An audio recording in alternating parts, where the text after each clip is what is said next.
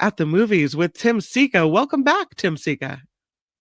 Having me, Kim McAllister. It's always a pleasure to be with you on this show. Oh, absolutely. I hope you had a good 4th of July. I did. It kind of, Good. the holidays always kind of mess up my schedule, which is why I was unable to appear last week. It just, Yeah. whatever. I lost the time, whatever. You don't need to hear any of this. But yeah, No. I hated having to miss the show.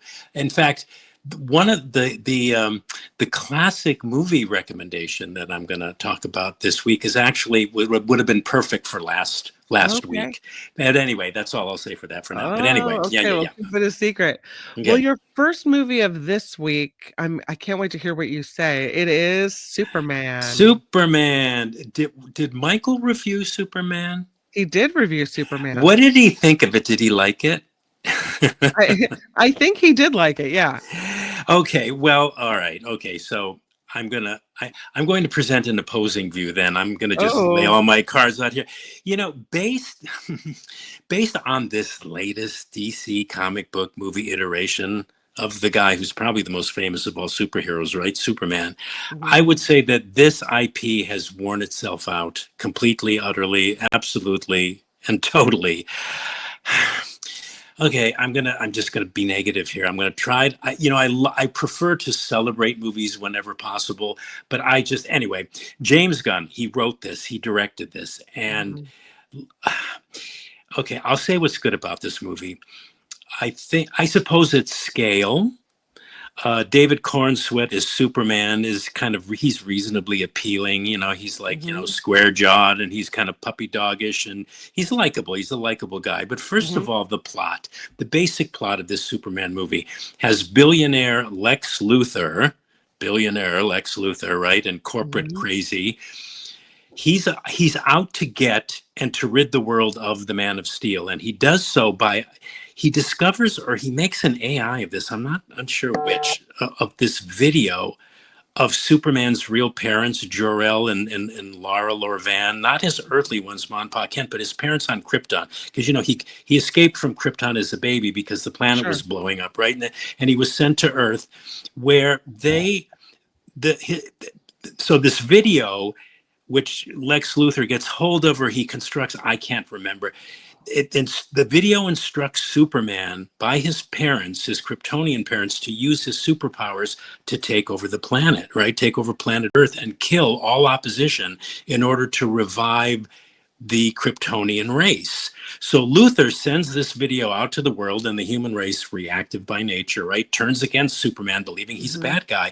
And the movie spends its time with Superman trying to prove to the world that he is, in fact, their protector and not some otherworldly being trying to conquer the planet, right? Mhm. Oh man, I mean, I'm just going to come out and say it. This to me is a movie forcing itself by way of this janky, overstuffed, and at times ridiculous script to be some kind of relevant and contemporary, meaningful contribution to Superman cinema and a metaphor for what's going on in the world today, politically and culturally. Mhm. I just thought it was heavy handed in that regard. And at best, this movie, I suppose, I would say at best it's just mediocre. But for me, it's mostly just bad. It was only watchable and semi-tolerable because it was so bad. I couldn't help Oh. but keep watching it because it was so hard to believe it was this bad, and because of the fact that it just kept getting worse and worse as it rambled on. So I'm watching this going, it can't get any worse. It can't get any, and it did. So that kept me interested in it. I wasn't bored. And the last thing I want to do is rain on everybody else's parade. But this movie was a structural mess. Ugh. It had all this on the nose messaging, naive, kind of cringeworthy and moronic speechifying by the main characters, and stupid layers of this repetitive plot contrivances piled upon each other. And when it tried to be political, I thought it was embarrassing and borderline eye rolling, with lines like, at one point somebody says, "This is one thing conservative and liberals for once can agree on, that Lex Luthor sucks." And I'm Oh. going, what the hell? Anyway, I hate to be it. It appears to be I'm one of the few saying that this emperor has no clothes, but this is a forgettable movie. In a month, nobody's going to be talking about it. And warning here, if you like your Superman invulnerable, as he's kind of, Yeah. he's known to be, just letting you know that boy, does this Superman ever get banged up a lot in this movie. Really? He's always getting knocked down. He's always in prison. Crypto the dog is kind of fun. There was one visual sequence in the movie I found compelling that involved Lois Lane. She was surrounded by this force field as I think it was the Green Lantern. I don't know. I could barely follow this thing. Was killing off all of these corporate Lex Luthor metahumans. It's the only time in the movie where, for about 2 minutes, I went, "Oh, maybe it's shifting here," but it was short lived. Okay. Oh, In man. summary, I don't want to dwell here, but this movie never needed to be made, in my opinion. It's superfluous at best. It's enraging at its worst. And just so everybody knows, and I'm really trying here to mitigate some of the venom I'm spouting. All these words are coming from a big fan of this DC comic book character, Superman. I love Superman. I love Superman the movie. Superman was actually born in my hometown of Cleveland, Ohio. Oh. There are several scenes, in fact, in this movie that were actually shot in Cleveland locations, which was fun. Many of the follow-up movies, the sequels and the darker versions that attempts to resurrect the IP, had a lot of good things about them. I would have gone to this movie regardless, even if I didn't have to review it. But if I did go to see it as a regular movie fan, I'd probably never have made it to the end. I probably would have walked out at around 5/8 into the movie. Yeah. And this is totally a personal thing, Kim, but I hated the way they portrayed Martha and Jonathan Kent here. They portray them like they were these illiterate, uneducated rubes. Anyway, didn't like the movie, but comic book fans and fans of Superman, they may like it. And really, all the more power to people that like this movie. I just no, Not for you. not for me. Some comments. Rev P says, to be fair, Michael had a mixed review. So he did. It wasn't all positive. It was mixed. Okay. Trevor, to your point, says, I can't fathom how comic book movies have any kind of appeal to anyone. Yeah, I kind of been thinking that lately too, because there's so many of them, right? Yeah. And I love Luisa's comment. He saw the movie, says Superman is a hot mess that is all over the place with too many characters and subplots and too much reliance on CG. He says, I do like the irony of Superman being a literal illegal alien. Yeah, a lot of people have said that. Yeah. But I think Lewis nailed it, really. I think he nailed the movie in a nutshell. Yeah. Probably because I agree with everything he said. A lot of people say, and this is always the case, the first Superman was the best Superman. Right? Oh, that was with Christopher Reeve. Yes, Superman, the movie, that great score. Oh my God, it was. Oh yeah, what a great movie. Yeah, this Superman ain't Superman the movie. Go see Superman the movie, folks, or get it, or rent it, or stream it. It's so good. Anyway, but you can skip this one. Skip it. The next one, this looks interesting. The Last Class, it's called, with Robert Reich. It's clearly a documentary. Yes, it's a movie much more to my personal liking, too. This is a documentary about former Secretary of Labor in the Clinton administration and Berkeley professor Robert Reich, who taught for 42 years a class on income inequality and the widening gap between the rich and the poor in the U.S. at the University of Cal Berkeley. And this movie documents, well, it documents its title. It documents Robert Reich's last class of teaching this course called Wealth and Poverty. And that's just the starting point of a movie that eventually emerges. I mean, yeah, it documents the class, the last class. And it's really interesting. He said Rice has lots of interesting stuff, but it emerges as also a very likable and endearing portrait of an exceptional teacher and an exceptional human being whose approach to teaching, I think, should be the standard in all universities. His emphasis on critical thinking, the importance of holding space for people who genuinely disagree with you. He raises important questions in his class, important existential questions about widening inequality of wealth in this country and how it's undermining democracy, which he maintains and with which I wholeheartedly agree, requires engagement and constant participation if we take the idea of self-government seriously. There's just so much about this movie I love. It's relatively short. It's 72 minutes. but it's extremely pithy. To quote everything Reich talks about and says, and that would be worth mentioning here, would just take way too long. So I'm just wholeheartedly recommending this movie, which is also, it also covers things like leadership and aging. Because he's up in years, Reich, and he's retiring. It's about loss, about overcoming cynicism, and it's about responsibility and the ending of a career, which can be, quite the trip for a lot of us, I'm sure. It's very moving too, and it's an extraordinary portrait of an extraordinary public servant, Robert Reich. Follow him on Facebook, folks. My God, does he ever make sense? Yeah. I I follow him on do. Facebook. I read his posts all the time. He constantly makes sense, and So he's good, and yeah, has something to say that is uh, elevates an idea and a yeah, position every single day. So good. yes. Mhm. Well said. That's The Well said. Last Class with Robert, with this documentary with Robert. You say Reich? I said Uh, right, so I don't yeah, know. you know what? I often pronounced it the way you do, but in the Mhm. film they say Reich. All Yeah, right, yeah, all yeah. right. So we both learned something. There we go. The There we next go. movie that you have on the list is Kill the Jockey. Yeah. Now for something completely different. Mhm. Kill the Jockey. This is a weird movie, and I think a semi-successful one, I'll say, that gets major props from me because it attempts to tell a story about identity and personal rebirth in a way in which most of us who go to the movies are, I would argue, unaccustomed to experiencing in the way that they portray that in this movie.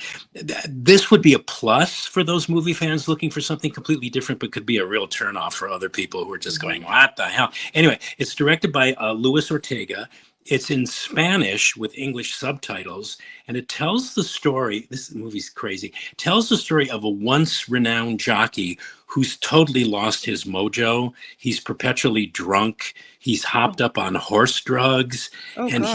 he's in hock to a mafioso don who informs him that, he better get his act together and start winning races or else the mob is going to take him out. Hence the Mhm. title, Kill the Jockey. Well, long story short, after this jockey predictably loses the race that would finally get him out from underneath the mob's hold on him, he winds up in this hospital. And as he recovers from this injury that doctors say should have ended his life, he dons a female disguise, finds himself as herself, proclaims his name is now Dolores, and he starts walking around the city. I mean, it's insane. It's crazy. All right. So I guess the best way to describe the film is that it's the kind of weird and very surreal kind of crime comedy that it's interesting. Some people have said this was like a queer allegory, and I never even thought about that until this morning when I read somebody's commentary about Mhm. the movie. But it explores the movie. What it does, I think, and it does interestingly, is it explores gender, it explores identity, the fluidity of identity, it explores desire, and this notion, this philosophical notion that we have to die in order to be reborn again, metaphorically speaking. So, Mhm. and just listening to myself describe it maybe makes it sound much better than it may actually be. Truth be told, I'm kind of on the fence about it. It requires the viewer to be more active than passive. Sometimes I think the film's weird style and pacing will get in its way of the Mhm. story it wants to tell, but I'm recommending it because it is different, and we don't get to see that many movies like this being made today. And it's one of those films that would be fun. This is why I'm recommending the movie. It's one of those films that would be fun to go to the theater to see with friends and Right. then go out afterwards with them to discuss what the hell it was that all of us saw, because there's stuff in it. There's some compelling stuff in it, but it's so strange and so weird. And really, you're going really through most of the movies like, what the hell just happened? Why did it happen? What does this mean? But it's never boring, so I recommend it with reservation. Kill the All right. Jockey. Oh, Yeah, with reservation. Okay, so yeah. noted. Kill the Jockey. The next one is called Sovereign. Yeah, this is another good movie, Kim. It's an Okay. intense drama. It's based on an actual incident and two real people whose names are used and whose story is told in this movie, Sovereign. 45-year-old Jerry Kane, played by Nick Offerman, and his 16-year-old son, Joe Kane, played by Jacob Tremblay, who follow. I had never. Have you ever heard of the sovereign citizen belief system? No. Yeah, I hadn't either. I had to research it, but it's this extremist, right wing, and anti establishment worldview that's rooted in distrust of government and government authority. Before QAnon and Proud Boys, there were sovereign citizens who held a belief system that was fundamentally based on misinterpretation of law. The movement originated in the 70s, but the essence of the ideology is still with us. I mean, all you got to turn around, MAGA, for example. But Yeah. this movie is writer-director Christian Sveigel's feature film directorial debut. It aims to put a human, sorry, I didn't disconnect the other line. It's ringing in the background. It aims to put a human face on what was once this fringe movement whose dogmatic belief in, I don't know, hyper individualism and the illegitimacy of government has over the last decade begun to color our mainstream political discourse. So this is a somewhat slow burning, but always intensely absorbing drama that leads to heartbreaking tragedy. It's superbly acted by Nick Offerman, who's usually funny. In this, he's downright scary. He delivers this electrifying performance of this tortured soul whose personal trauma, we learn, kind of forms the basis of these beliefs of his. And Jacob Tremblay as his son is excellent.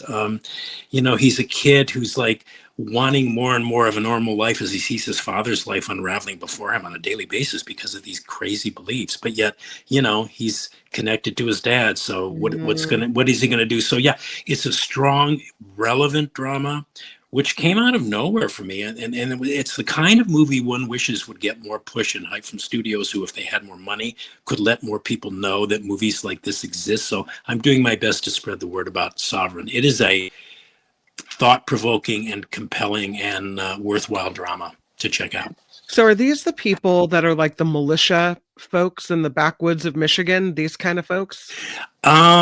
I don't know about that. I know that this takes place in Arkansas. Oh, okay. So it's the way you describe what you just described fits these characters. But yeah, I had never heard of the sovereign citizen belief. Apparently there were a lot of people, and in the movie, this guy who, he goes around giving seminars, not seminars, he charges for these seminars, but he does these kind of like what are they called, what are they called, the Tony Robbins kind of thing, but he frames it all in this, like, you can't trust government, guns are important. You need to have guns to protect yourself. And if you have to, you need to use them. It's crazy, crazy stuff. I looked up the incident that this was based on, and it's pretty accurate. In fact, I believe the film opens with the 911 tape of what eventually happens in the movie, which I'm not going to give away the ending. But it's a powerful story. Heather's heard of them. She says Sov sits are a special kind of bonkers. Sov sits, special kind of bonkers. Yeah. So are the characters in this movie. Oh yeah, and he also, as this guy, he goes on these right-wing radio talk show host shows as a regular guest to spew these beliefs, So anyway. Rev P says sovereign citizens have been in the news for quite a few years. They don't believe the laws of the land are meant for them. Yeah. They have their own law. Yeah, exact. That's it. Exactly. Well said. And Wes says sovereign citizens encounters on TikTok are plentiful. So yeah. Okay. Interesting. All right. And so that's in theaters? Yes, it's in theaters. Yeah. I believe. Wait a minute. I think it's in theaters. It's in select theaters, and you can also rent it digitally. Oh, okay, cool. Yeah, so you can watch it at home too. All right, you ready for it? It is Tim's classic movie wreck of the week, and it is Yankee Doodle Dandy. Yeah, which would have been perfect for last week because this is Yeah. born on Yankee. I'm a Yankee Doodle Dandy, born on the 4th of July, right? Yeah. This, have you ever seen it, Kim? Have you ever seen this No. movie? Oh Mm-mm. my God, it is a feel-good movie with tons of recognizable tunes. It's a musical biography, Hollywoodized, of course, because we're looking at 1942, when they just made stuff up about Mhm. these people, of the great song and dance man George M. Cohan, known as the man who owned Broadway. I think at one time in the 20s, Cohan himself had something like 8 shows running that he had written the music and lyrics for, and the book, and he was in half of them. Anyway, the title role is spectacularly played by James Cagney in probably his greatest screen role. He won an Oscar for Best Actor for this movie, and it's a movie that kind of gives patriotism like a kind of a good name, and we all know what Sam Johnson famously said about patriotism: it was the last refuge of a scoundrel. But when you watch this movie, it seems like, well, patriotism has its place. There's so much flag waving and patriotic jingoism in this Mhm. movie that I'm unsure how audiences would take to it today. But there's absolutely no denying that this movie is one hell of an entertainment. It's packed with famous tunes like "Give My Regards to Broadway," the World War I anthem "Over There," which really was the song that took us to war and was used by the Yeah. troops to inspire them. "I'm a Yankee Doodle Mhm. Dandy," "You're a Grand Old Flag," all composed by George M. Cohan. The movie was directed by Michael Curtiz, who also directed the Best Picture winner of that year, Casablanca. It's just irresistible entertainment. It's spectacularly produced and performed. Cagney is so in his element.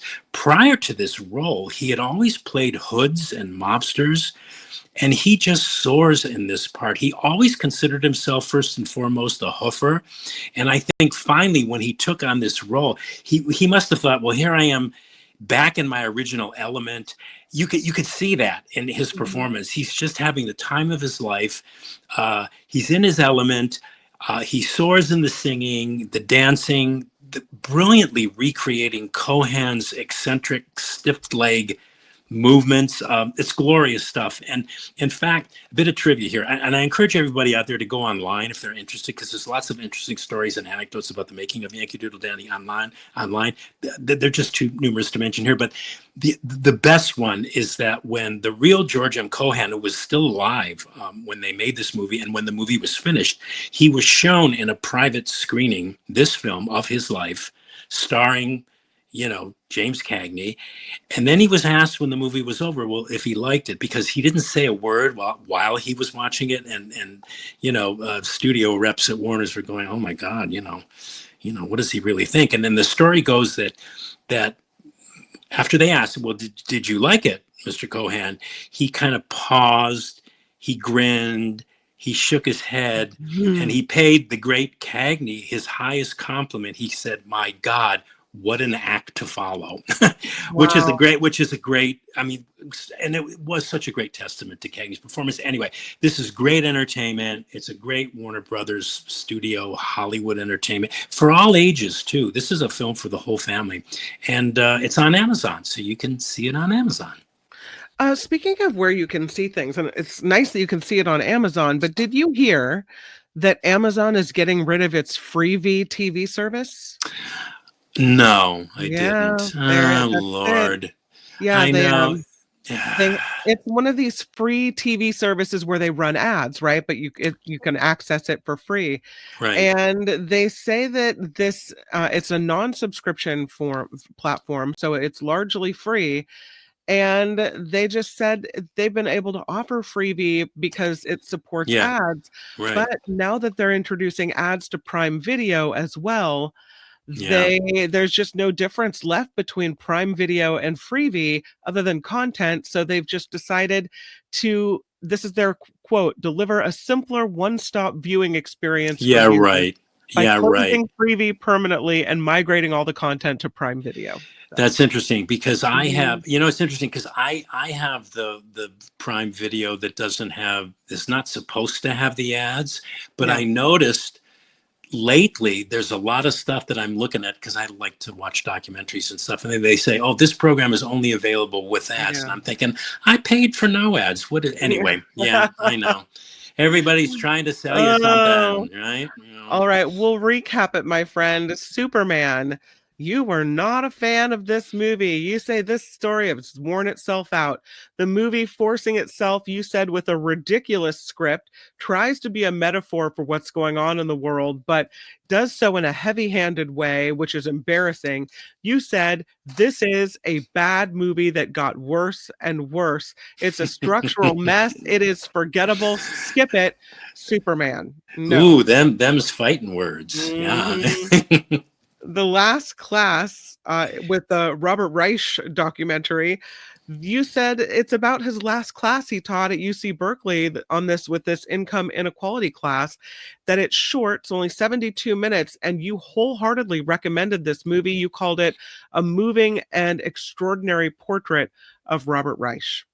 Yes. Kill the Jockey.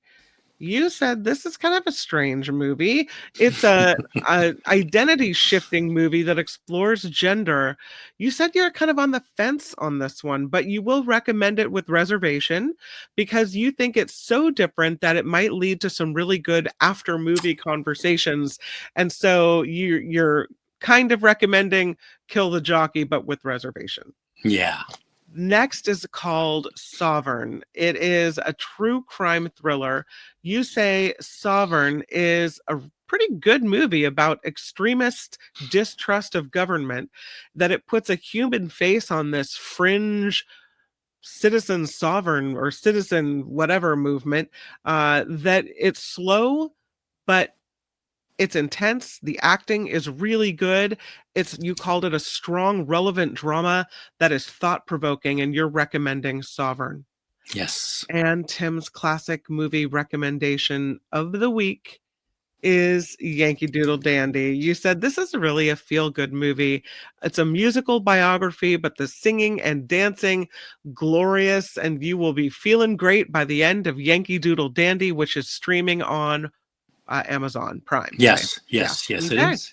Yes. And there you go, Tim. You've done it again. All right. Well, thank you for having me back. And I look forward to talking to you again next week, I hope. I'm looking forward to it. I can't wait to see what you bring us next on Okay, Kim. At the Movies with Tim Sika. Have a great rest of your weekend, my friend. You too, Kim. Talk to you next week. Bye. Bye.